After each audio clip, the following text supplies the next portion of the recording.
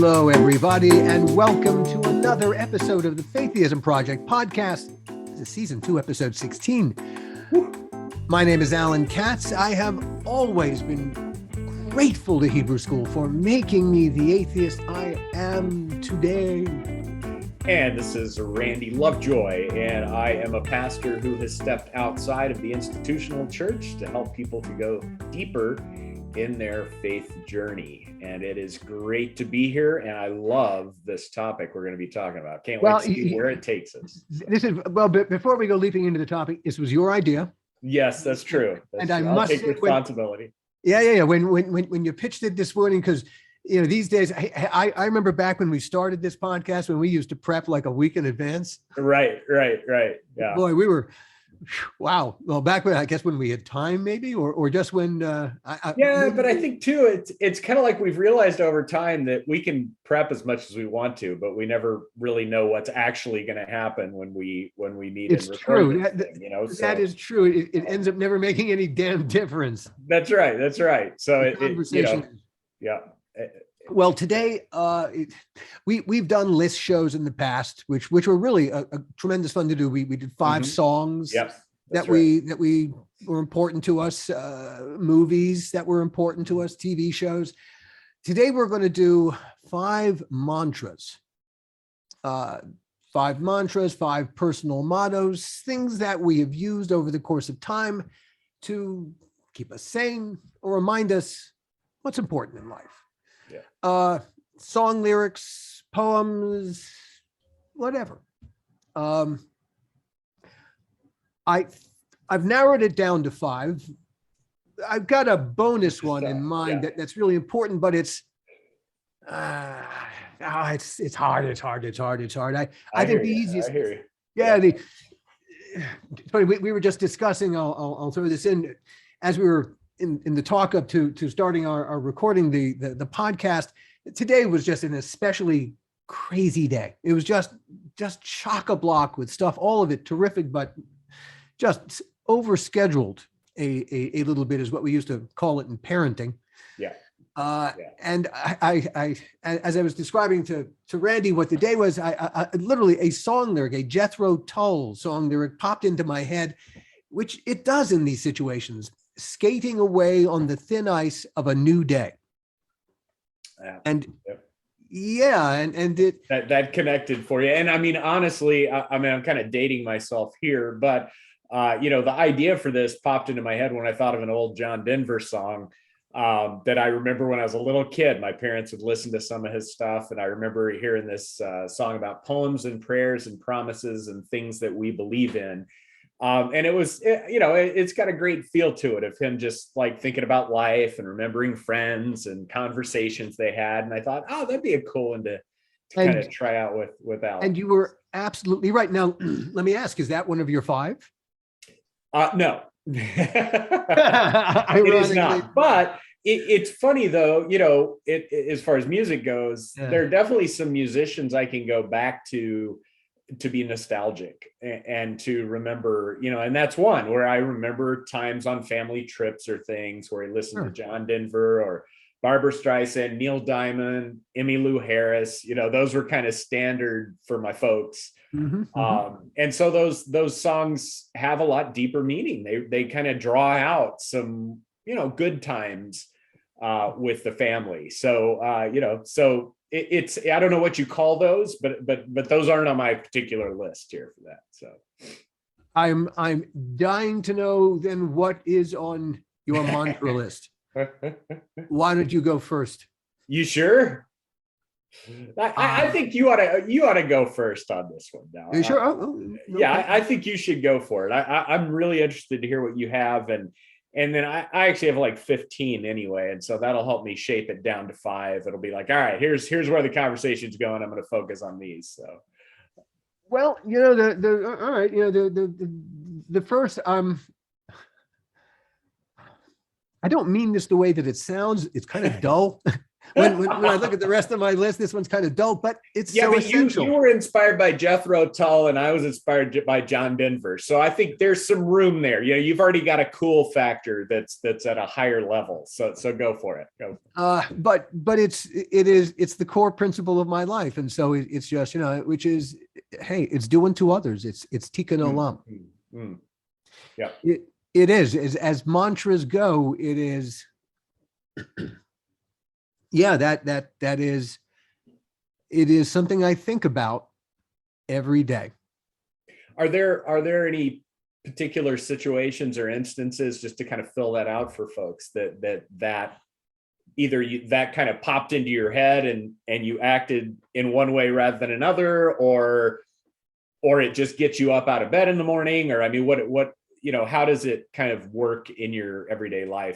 You ask, is there a particular thing that causes me to think do unto others? Now, it's a funny thing because the words themselves don't occur to me, but the feeling certainly washes over me. Sure. Yeah. As I, firstly, with any interaction I have with another human being, this is the thing that I'm more aware of than anything else. Okay. And I did not used to be that way. As I've discussed on this podcast ad nauseum, I was deeply depressed. I hit bottom and I bounced, and I honestly feel like I am born again, not in a religious sense, but in a life sense. And when that happened, I suddenly embraced the notion of tikkun olam, which is the basis for do unto others, making the world a better place simply because you are in it. Now, this is an idea that is not, you will not find it anywhere in the Pentateuch in the Old Testament. You won't find it. It came in the just after the Second Temple was destroyed in 70 AD, after the Romans destroyed it, and the Jews headed off into their diaspora, and they no longer had a temple as the basis for their religious life. It was now going to have to be about ideas. As they headed out into a diaspora that was going to last, well, they had no idea it was going to last, almost 2,000 years. Yeah. But as they headed out, the basis of this religious faith now could not be a building. It had to be the core concept. And one of the core concepts that came out of that immediate period as the temple was destroyed was this idea of tikkun olam, which emerged at the same time, really, that Jesus was preaching and teaching. So this is all tied into, it's all the same fervor, the same recognition. It came out of a kind of end of times thinking at that particular moment in Jerusalem, when a lot of pressures came to bear. And at the end of the day, the temple was destroyed for all intents and purposes. From the Jewish culture's point of view, the world was over. It was like being sent off to Babylon again. Yeah, sure. So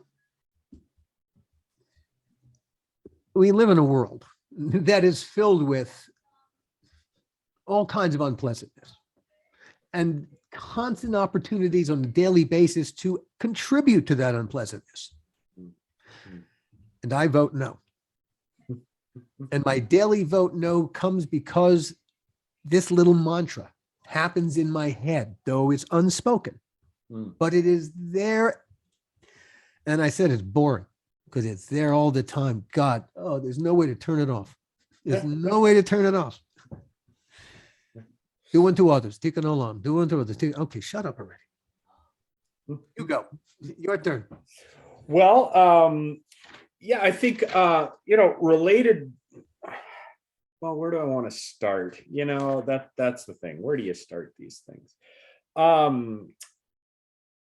I think one, it kind of relates to that because, what you would kind of expect for me, of my Anglo-Saxon heritage is I'd be quoting a mantra from Beowulf. However, there's some lovely stuff in Beowulf. Yeah, there's stuff in Beowulf. I'm not knocking Beowulf. Any of the fans out there, I'm not trying to knock Beowulf if you're a fan of Beowulf.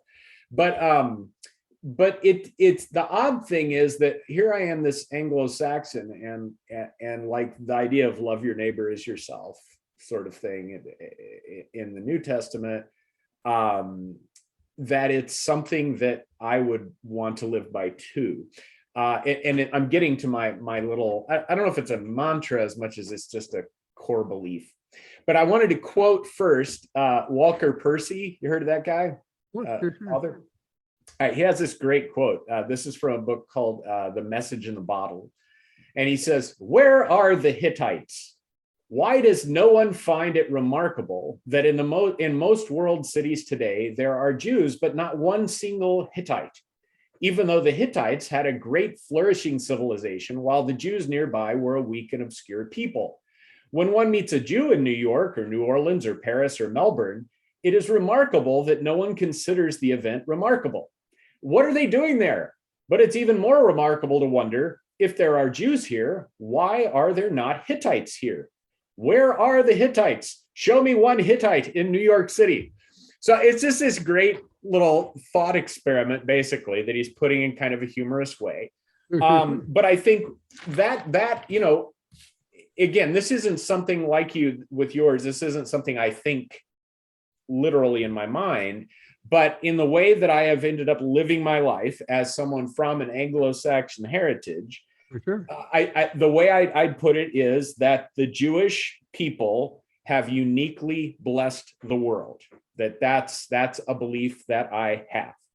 So I would be the last person to argue with you, Randy. I was going to see if you wanted to argue with that one. But I mean, that is actually, in the way I live my life, yes, that's underneath it all, is this belief that's true.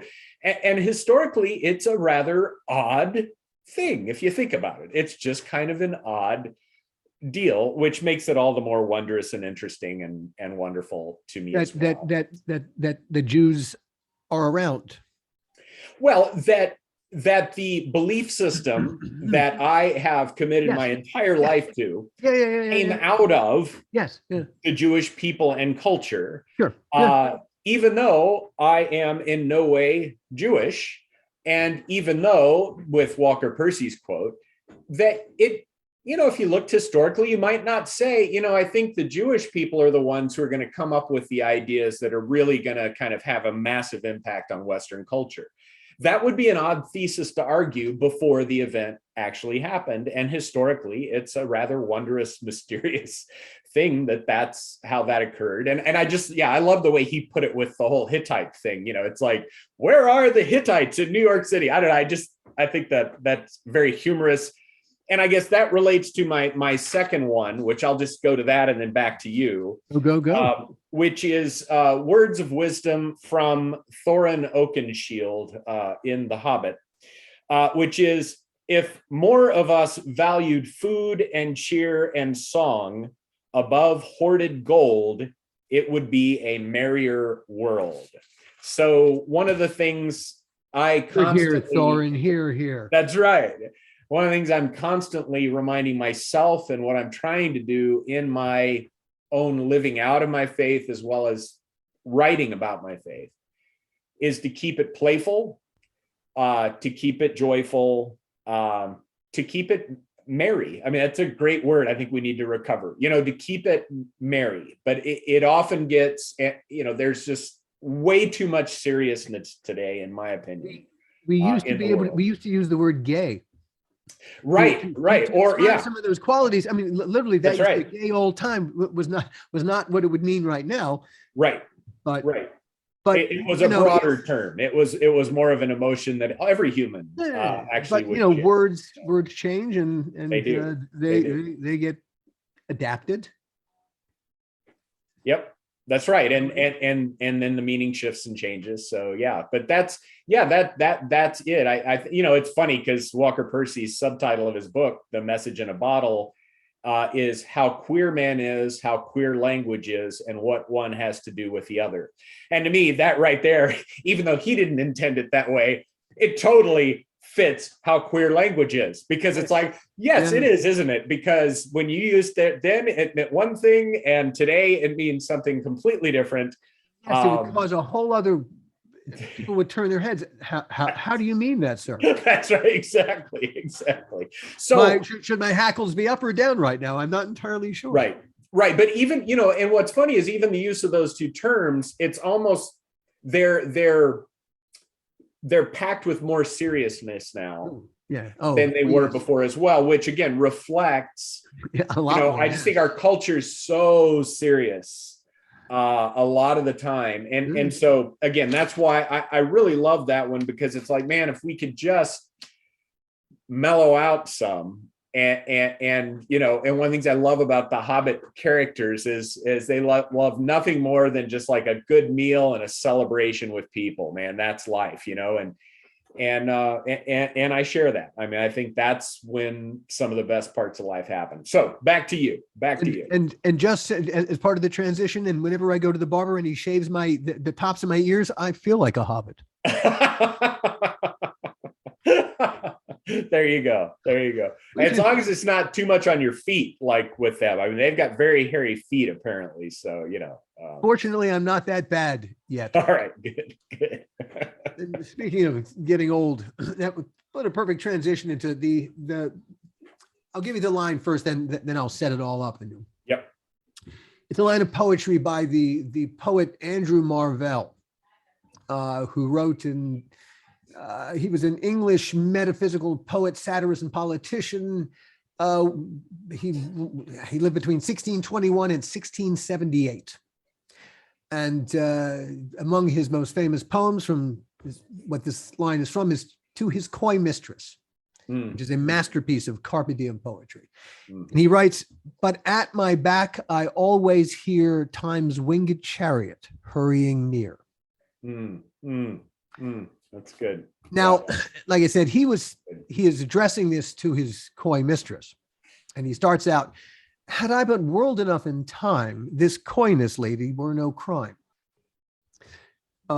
He would spend as long as it took to seduce her, is what he is saying. He goes on to say, 100 years should go to praise thine eyes and on thy forehead gaze, 200 to adore each breast, but 30,000 to the rest, an age at least to every part, and the last age should show your heart. For lady, you deserve this state, nor would I love at a lower rate. See, but that's the problem. And that's when he says, "But at my back, I always hear time's winged chariot hurrying near." And so basically it's, so I ain't got time for any of that. So let us roll all our strength and all our sweetness up into one ball and tear our pleasures with rough strife through the iron gates of life. Thus, though we cannot make our son stand still, yet we will make him run. All right. So what is that? How does that speak to you? How is that something that is embedded in you or a part of your, Two things. One, having lost basically 2 decades to depression and 2 decades of my creative life. Really, I did not. I suddenly having all that back, I've got a lot of time to make up for. I've got all that work still has to get done. I don't have the time I had previously in which to do it.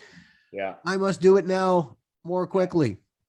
Because at my back, I always hear, okay, enough already. That's right. That's good. But the other thing is what the school of poetry and thought that came from the Carpe Diem, seize the day. Yeah. And having come within inches of taking my life, I have come to appreciate life absolutely. And Carpe Diem, absolutely. I absolutely believe in seizing life with 2 hands and burying my face in it like it's the big best piece of watermelon imaginable. And really going right down to the rind. Hell, I'll eat through the rind too. don't care. That's right. There you go. You know, interesting. Interesting. I am born again.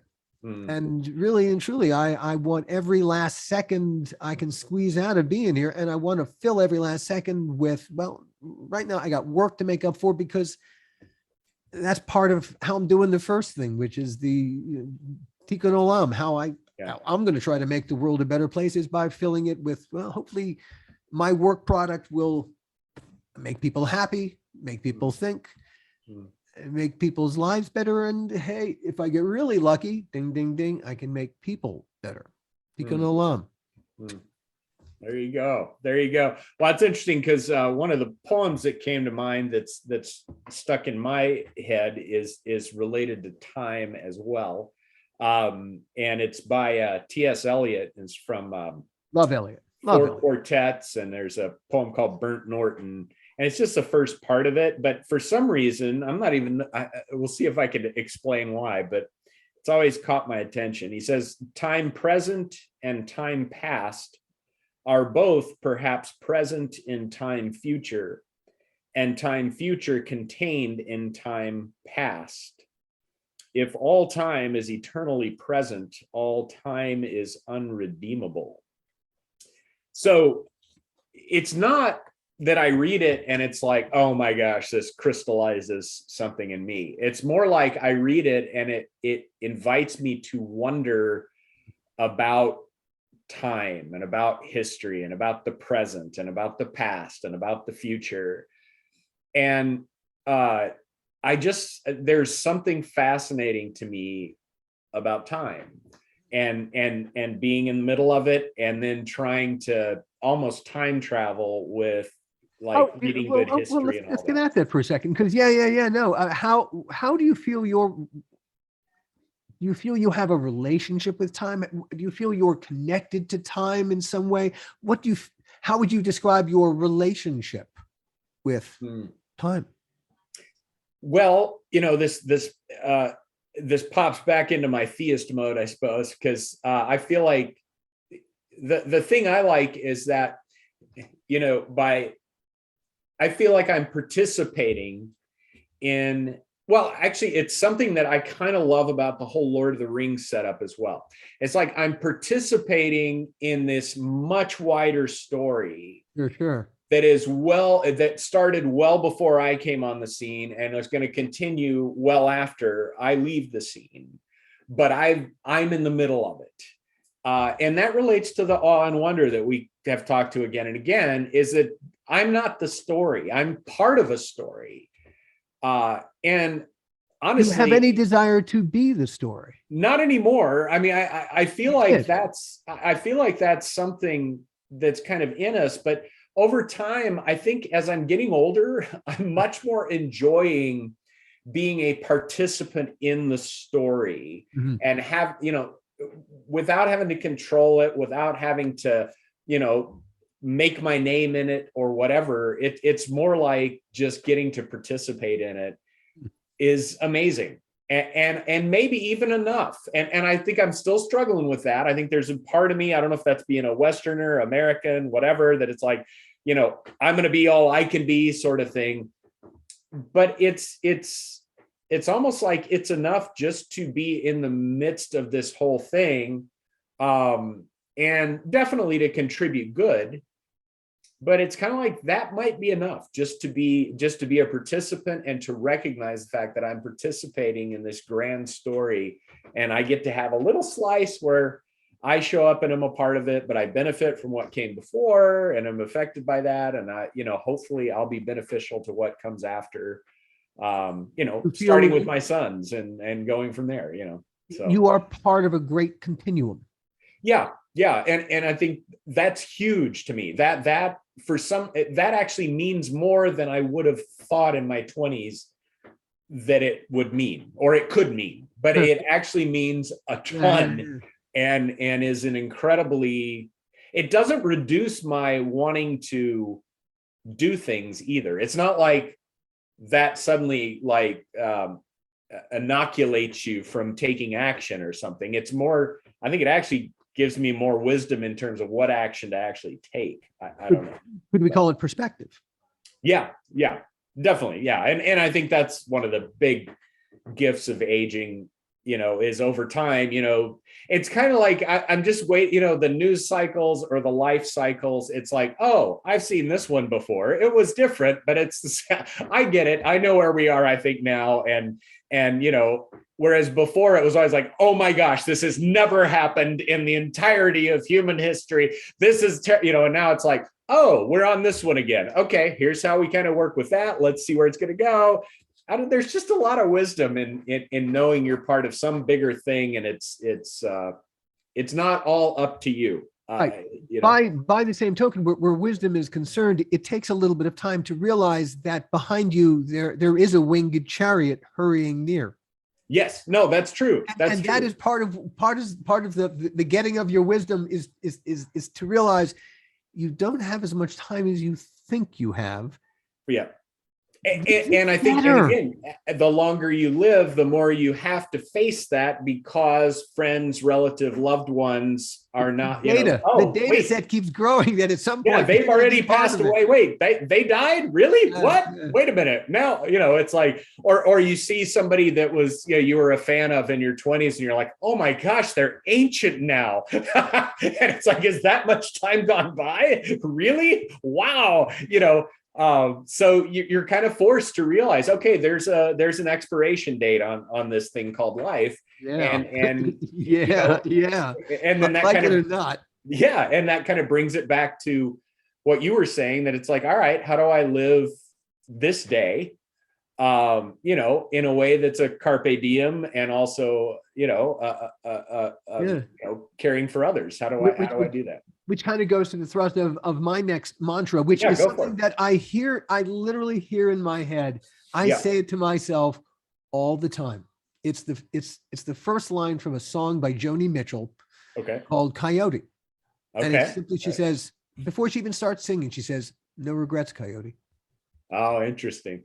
And the song is about a one-night stand, really. And she says, we just live in such different sets of circumstance. That's the lyric. And in there's a music guy named Chris O'Dell, in his 2009 autobiography, it's called Miss O'Dell. She claims that Joni Mitchell wrote it after about an affair that she had with the playwright Sam Shepard. Okay.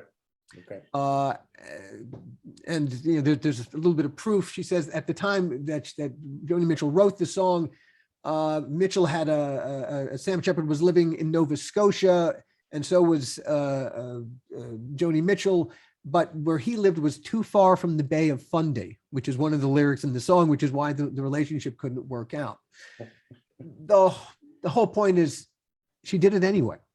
No regrets, Coyote. And that's having bounced. I don't think my list of mantras was the same before the bounce as now. Yeah. Because I was filled with regrets. I had nothing but regrets. And I walk around now only regretting the fact that I had regrets. Oh, that's interesting. Yeah. That sounds like a big shift, for sure. To be able to make that shift from filled with regrets to your regret is the regrets. That's one I don't recommend. The other I highly recommend. Yeah, that's right. Yeah. And it's just, I think that's one thing people have to find that way to, how am I going to get from the regrets to, well, to a place. In my case, having a good therapist helped. Yeah. Talking really helps.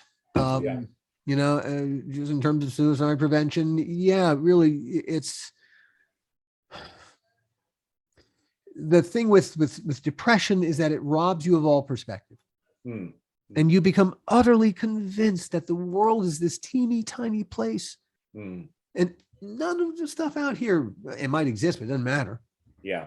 And your darkness, your depression, it lies to you. It is the dark angel on your shoulder telling you terrible things that are not true about you, and telling you that you don't deserve to be here and that you don't deserve to be loved. blah, blah, blah, blah, blah. It's a Yeah. lie. Yeah. It's a lie. Yeah. And the trick is recognizing and containing so that you can never make it, you can't destroy it. It's not like throwing the, like at the end of the ring cycle, throwing the ring into the fire and solves the problem. I don't think one's darkness ever goes away. You can deal with it. You can live with it, but you can never make it go away. You have to think that way, because otherwise you're just setting yourself up for failure. But really and truly, it is getting out of the box and realizing that, my God, yes, there is nothing but life outside that teeny little tunnel in which you thought you were living. And yes, when you suddenly break out of the darkness, hey, I'm born again. Well, and that, I know what they mean. I honestly do. I know what those people mean. I get it. Yeah. That, and that idea of breaking out of the box is related, I think, to my next one. Because I'm so glad we scripted this. Yeah, no, we've really scripted it quite well, I have to say. When we went to when we had the opportunity to go to Mozambique, we went to Portugal on the way to do some language learning. And when we were in Lisbon, not only did that reinforce what I first learned in high school in London, just about the insane amount of history that some cities have, with the cobblestone streets and the castles, and there's so many stories, so much history, so much past in the present, that was there. And it just continued to build this. One of the ways that I love to constantly live outside of myself is by engaging the world, looking at things from a global perspective, looking at things historically, looking at the stories that other people have had on this planet. And a lot of that's related to language as well. And I've got this fascination with language, and just how, like I remember when I was in Mexico and we learned that popcorn, which if you think about it, that's a very technical, it's corn that pops, right? But then in Mexico, the word was palomitas, little doves. And I thought that is such a cool way to talk about popcorn, but both of them, it's like the derivations historically, you've got a more technical approach to the word, and then you've got a more artistic approach to the word. And just that whole thing, I love that kind of stuff about language. It's funny, I had it when I was in college. This is 1,000 years ago. I studied French because I wanted to take my junior year abroad, which I did, and I took it in Paris. So I had to study French in order to qualify for that. Yeah. But as I took French in junior high school, in high school, in college, I cannot write in French to save my life. I can't do it. And part of that is because I've always been a writer in English. And something about it's just, I love the English language. I love this language. Something about it just, it's so deeply embedded in how I express myself. Yeah. I just think for some reason I can't compose in French. And my English, my French professor at Vassar, she saw my problem and she understood it, and she explained it to me this way. Oh, interesting. She said, your problem is that the English by its nature is a descriptive language. There are nearly 1 million words in it. Whereas French by its nature is an analytical language. There are 400,000 words in it. And so the whole nature of how one expresses oneself in the language and how the language gets the people who use it to express themselves becomes entirely different. And so it's not surprising that Spanish would find a poetic way. How do you describe what this is? Let's describe what it looks like. Yeah, right. It was their answer to the problem. Whereas in a descriptive language, we said, well, what's happening here? Well, it's corn that pops. It's popcorn. Yeah, corn pop doesn't make any goddamn sense. It's a popcorn, Exactly. And that's, so you can kind of see how we kind of, we soldiered our way through to coming up with how do we describe this damn thing? And to me, that's what's so intriguing about other cultures and languages and peoples is, just like you said, they're actually thinking differently about similar things that we're perceiving the same thing, but they're thinking and expressing it in one way, we're doing it another. It relates to the language. And so there's this Wittgenstein description that's kind of my little mantra related to language that I think is cool. He says, our language may be seen as an ancient city, a maze of little streets and squares, of old and new houses, and of houses with additions from various periods. And this surrounded by a multitude of new boroughs with straight, regular streets and uniform houses. And I thought that was such a cool way. It makes me think of Lisbon and language and my enjoyment of all that and the different, and just how when you enter into words and language, you're entering into just so much. There's like a little universe in there of things. And like, how did we get this word? Why do we have flammable and inflammable, but they both mean the same thing? It's what the heck is that all about? There's all these great little things to explore, adventures to be had. Harlan did great routines about words. Yes. Phenomenal. Just how, especially when words, like the word prick, it's okay if you prick your finger. Right. But don't finger your prick, which is it's a different thing. And I mean, there's a Johnny Cash song where he's quoting a Bible passage, and he says, it's what is it? It's not futile. It's a different word, but something to kick against the pricks. And you're like, what is he talking about? And then you go back and it's like, oh, that used to mean this. Yes. Now it's translated, and that's where I get excited with like Bible translations too, because, stuff in King James English, or even before that in like Wycliffe's translation, it's nearly impossible to understand some sections of it because of the way that language has changed and needs to be upgraded. And I'm thinking in the future, we might want to do one where like, what are our 5 favorite words and why, or something. That might be a really cool. Randy, wouldn't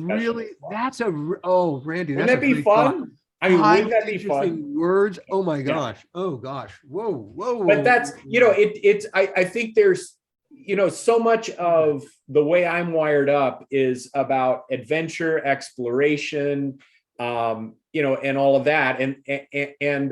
And what's amazing is books, language, all it can provide. I mean, I could sit in this room and have multiple adventures just by looking at different books and entering into different worlds, or different ways of writing, or different ways of arguing, or whatever. Now, I love actually getting out to places, but anyway, it's just, that to me is one of the joys of life, is actually being able, and that's one of the reasons, we've talked about this with LA. One of the reasons LA is an interesting city is because you can engage so many different ways of life, so many different people from different backgrounds and histories and all of this. The world are all here.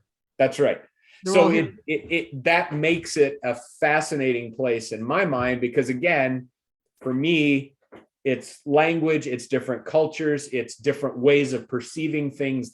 That is one of the great joys of life. It's a great place for our kids to grow up in. Yes. Oh yeah. No doubt. Yeah. They saw, every side of life was here. That's right. And perversely. Mm-hmm. But but all the multiculturalism here. I mean, that's why ultimately, Tristan, who has appeared on this podcast a couple of different times. That's right. He, for a little while there, I was quite convinced that he was going to live out his life in Santa Cruz, that he just really loved it up there. But he suddenly got to a point where it was too white for him. He missed the multiculturalism of the city he grew up in. He was born in Vancouver. Yeah. Yeah. But I was doing a show up there. But all right, he grew up in Angelino. He grew up with all those cultures in his ear and on his taste buds. Right. And that's in his line of sight. Right. And that's definitely, it has a lot to do with upbringing, all that. I don't know what I'd be like if I hadn't lived in other countries growing up and then done that, pursued that on my own. But, I guess, the key thing to me is that I think we're both saying is that there is a great joy in life if you're able to get out there and start engaging, people from other backgrounds, cultures, and places. And it can be awkward. It can be a little weird at times. I was just telling a friend of mine, I remember some pastor friends that were going to go pray with some South Koreans in a public prayer thing. They were Westerners, so they come in and it's like, all right, everybody, let's stand up and pray. And everybody started praying out loud at the same time. And they're like, what the heck? They were expecting each person takes turns to pray and everybody else listens and prays with them. But the method there was, let's all pray, So, in that there's so many examples of situations like that where it's uncomfortable at first, but if you can kind of get yourself around it and then say, okay, or for example, wow, that was a really weird appetizer at this restaurant. Not sure I get what they're looking for here. But then you ask, okay, why is this appetizer good in your mind? It's a great exploration. I've actually had people at some point say, well, we don't actually like that food, but that's what you guys are supposed to like. We're like, seriously, that's what feed us the real stuff, man. We don't want the tourist version, So, but there's great adventures like that are at hand at all levels. If you're willing to just step out, yes, you'll be awkward. Yes, you'll probably mess up every once in a while in the interaction, but it's well worth it. Sure, there are risks. All of life really has risks, but the rewards are fantastic. I guess that's the bottom line, is the rewards of this kind of cross-cultural thing, even if it's just reading some history or something that you don't know anything about, or whether it's engaging people or driving to a different part of town and eating at a restaurant, a kind of food you've never had before. All of that, I think, really is one of the great joys of life. And that's deep down. That's a mantra of some kind inside of me. Here. Yeah.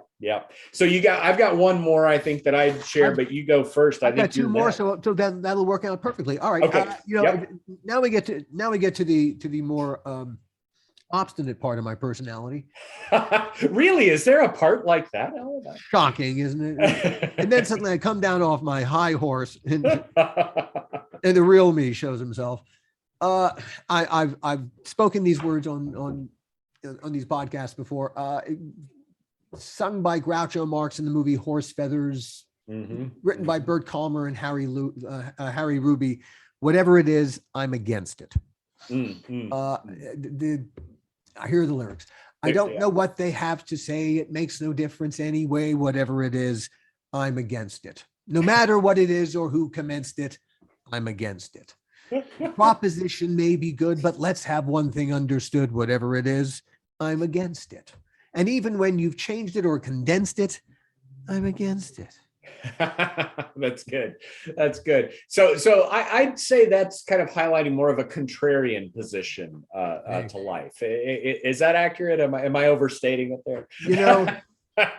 I come into this world an outsider, and I will not give up those stripes. Well, it's funny. I've realized inside of myself too that I'm much more comfortable on the fringes of things than I am right in the center. That is unfortunate. Unfortunately, that's true. That's true for you. You're better on the fringes. Oh yeah. That's kind of my happy place. And you wouldn't be having this conversation if you didn't live on the fringes. Exactly. Yeah.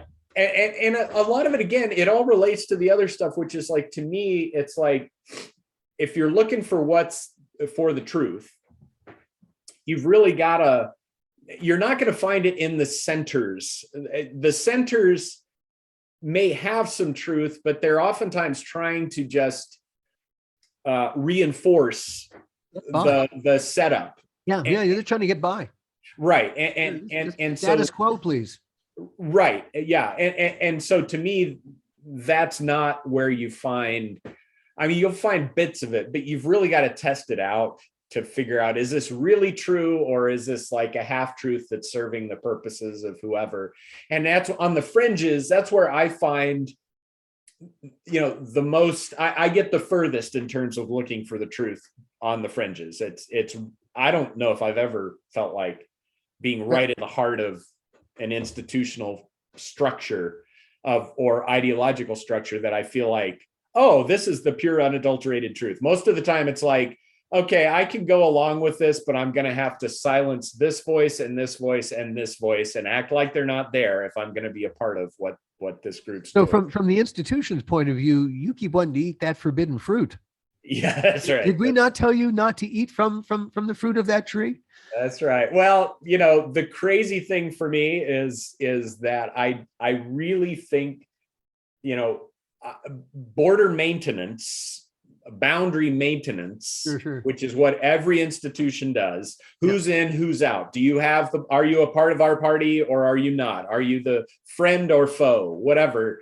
I just think, personally think Jesus blew a complete hole in that, and that's the totally wrong setup for how we should live in human history. So that's Jesus would have loved the idea of whatever it is, I'm against it, because he was against the institution.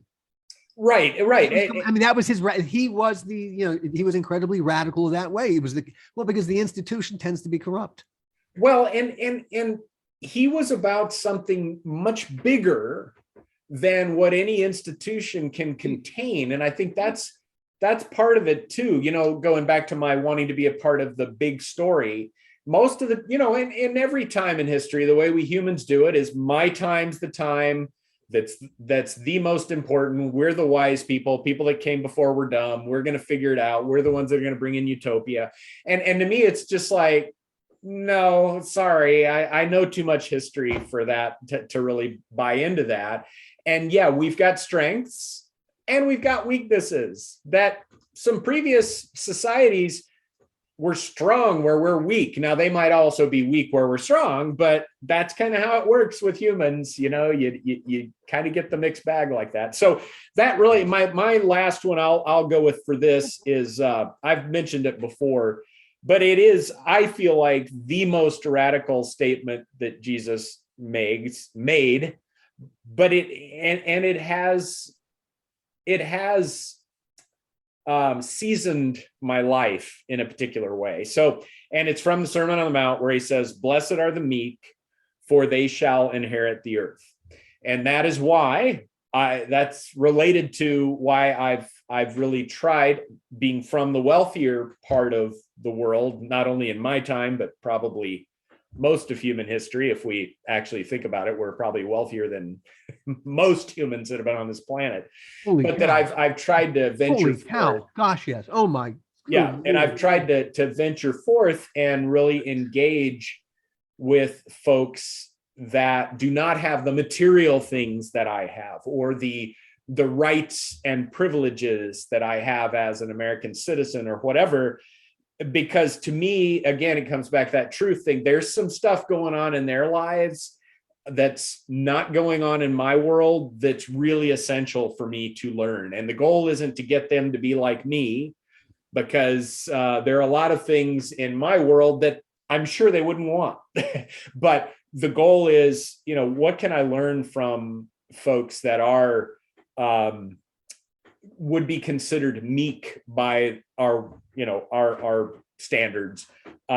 What is it that's going on with them that's critical and that's important? And then the contrarian part of me loves the "they shall inherit the earth," because I'm not sure you could get a more contrarian statement than that in the face of world history. And that's about as contrarian as you can get. Rich guys forget about it. You're not getting it at the end of the day. That's the thing. I just love it. To me, it's just this amazing statement, very simple, very short. And it's like, okay, you just blew a hole in the way history is written, right there. It's at least challenges the way history is written, and you've got to take it seriously. So that one is a key one that's always kind of in the back of my mind. My last one. Bring it out, man. What do you got? Picks up where all of this, because it all these, feeling the way that you do and the way that I do, it kind of obligates us. Yeah.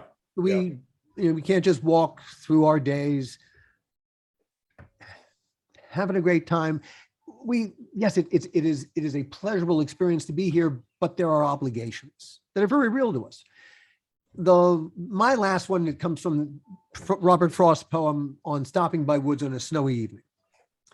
And it's the last lines of the poem. For I have promises to keep and miles to go before I sleep. And miles to go. I mean, the whole poem, it's a great poem. I'll do it really quickly. It's okay. Yep. Whose woods these are, I think I know. His house is in the village, though. He will not see me stopping here to watch his woods fill up with snow. My little horse must think it queer to stop without a farmhouse near, between the woods and frozen lake, the darkest evening of the year. He gives his harness bells a shake to ask if there is some mistake. The only other sounds the sweep of easy wind and downy flake. The woods are lovely, dark and deep, but I have promises to keep and miles to go before I sleep. And miles to go before I sleep.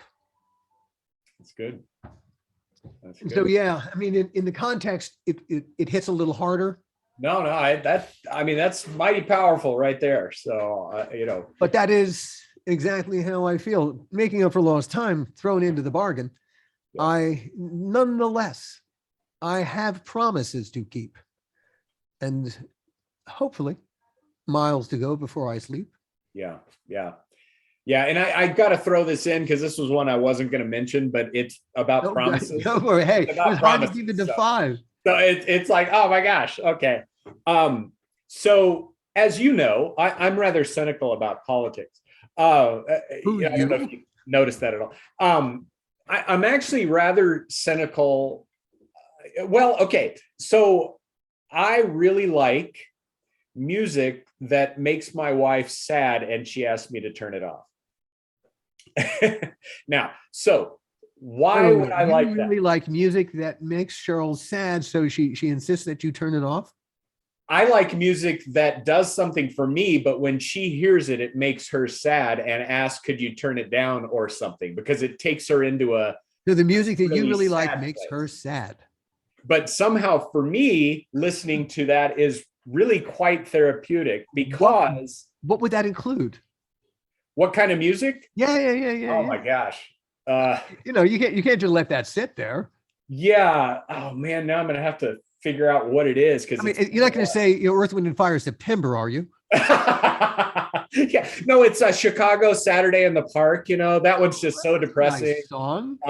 No, it's a lot of it's folk. I'll have to look at the specific ones, but it's a lot of it. There's a folk part of it where, kind of like that joke about country music, that it's like, what do you get when you play a country song backwards? You get your truck back, you get your wife back, you get your dog back, that kind of stuff. So there's a sadness to it, though. I mean, the ones I've been listening to right now are from Lord of the Rings, and she loves Lord of the Rings, so that doesn't count because she can listen to those and not be sad. But there's a sadness to some of those songs that is underneath it. But the what I mean by that is that I think I see the light that I see in life is because there's a very dark backdrop to life. Yes, indeed. And I look at human history and I'm certainly fascinated by it, but I'm saddened by this constant cycle of violence and oppression and injustice and people that come in and look that like you are also part of. Yeah. And then the people that think they're the heroes and everybody else thinks they're the heroes, then they go corrupt and do the same thing. And it just kind of keeps going through history. And we think we've got it this time. And then it's like, oh, we actually don't have it this time. They have feet of clay as well, to cite, the Jewish scriptures yet again, feet of clay. Anyway, so the thing that gives me hope, though, is a promise, and it's a really strong belief that the promise to Abraham, which includes being a blessing to the whole world. So that includes my Gentile types, us Beowulf people. That there is Beowulfs. That's yes, Beowulfites, Beowulfonians. I don't know how you do, but and what would the pronouns be? Oh God! Oh, I not move into that. I think the idea, though, to me, is that within all of the cycle, there is a promise that's being fulfilled over time that gives me hope. And it's that promise that I'm participating in. It's that promise that gives me a reason for joy. And it's that promise that I think one day will become all in all, but that has very little to do. I'm not the one bringing it in by my actions. And I think it's that promise that would be the only way that you could actually find truth in the statement, the meek shall inherit the earth, because the way history works, the meek are not going to inherit the earth if it's just up to history, human history. So anyway, all that to say that a promise is a key part of that. And I love that quote from Frost, because I want to fulfill my promises because I'm banking on a promise being fulfilled to me. And that gives me a reason. So, and our promise is that we will do another podcast next time, because we've just spent an hour. Are you serious? We've got an hour. That's awesome. This was wonderful. That's awesome. I enjoyed that. And the bombshell is that an hour just went by, man. That's right. That's the bombshell. That our mantras, we have promises to keep. Our mantras have connections and overlaps. I mean, there were things in common that allowed them to flow in a way. Again, we structured this really well. I mean, our rehearsal ahead of time just really made it go perfect. Of course, it played faster in the dress rehearsal, which is weird, but okay. That's right.